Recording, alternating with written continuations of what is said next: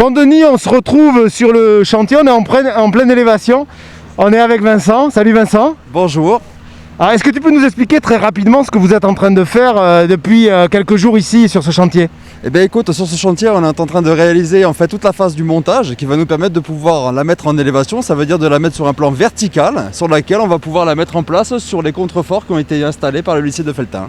Donc juste pour rappeler un petit peu sur cette charpente, qu'est-ce que vous avez fait en amont de tout ça? Vous avez été plusieurs établissements à participer à la taille, je crois, et puis tu as été une cheville ouvrière quand même particulièrement importante.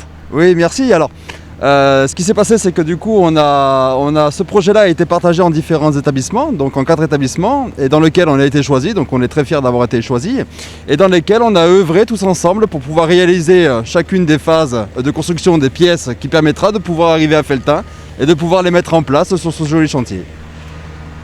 C'est assez impressionnant. Moi je suis là, je vois ça pour la première fois. Tu peux juste nous rappeler un petit peu les dimensions? On monte à quelle hauteur là? Alors oui, c'est vrai que c'est impressionnant puisque la largeur du bâtiment fait 13,50 m, donc c'est quand même assez incroyable.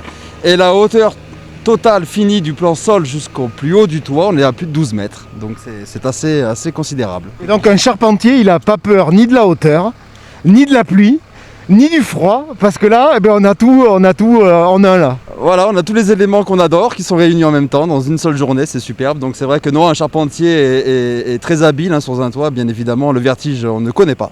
Le froid, c'est quelque chose qu'on aimerait éviter, mais bon, malheureusement, c'est comme ça, c'est la saison. Donc on s'adapte, on y va avec force et puis avec joie. D'accord, et si on avait un petit mot à dire, on est sur le live des métiers, c'est une émission qui sert à faire comprendre les métiers, à donner envie de venir dans le métier. Pour toi, si tu avais quelques mots à dire, pour faire venir dans le métier de charpentier, c'est quoi en fait que tu aurais envie de dire aux jeunes qui se posent la question? Je dirais que c'est un métier qui est plein d'engagement. Bien évidemment, c'est un métier très noble. Ça, c'est pour moi une des valeurs les plus importantes dans ce métier-là. Et c'est un métier qui est plein de passion. Parce que bien évidemment, on part d'une matière vivante, qui ne s'arrête jamais de vivre en fait, en réalité. Et la plus belle des démarches pour moi, c'est vraiment d'avoir un métier qui réunit plein de capacités, que ça soit intellectuel, qu'il soit de la géométrie, qu'il soit dans le calcul, qu'il soit dans le savoir-faire avec nos mains, avec nos outils. Et pour moi, ça rassemble beaucoup de qualités pour pouvoir faire ce métier-là. Et les apprenants qui ont fait ça, ils en pensent quoi? Ça les fait rêver, non?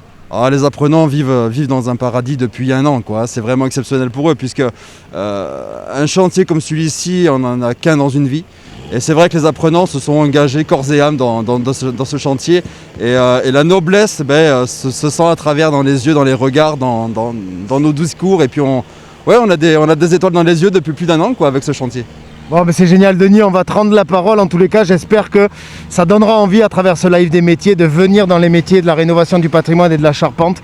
En tous les cas, on vit quelque chose d'assez extraordinaire ici qu'on va essayer de faire partager. Voilà, à toi Denis. Merci.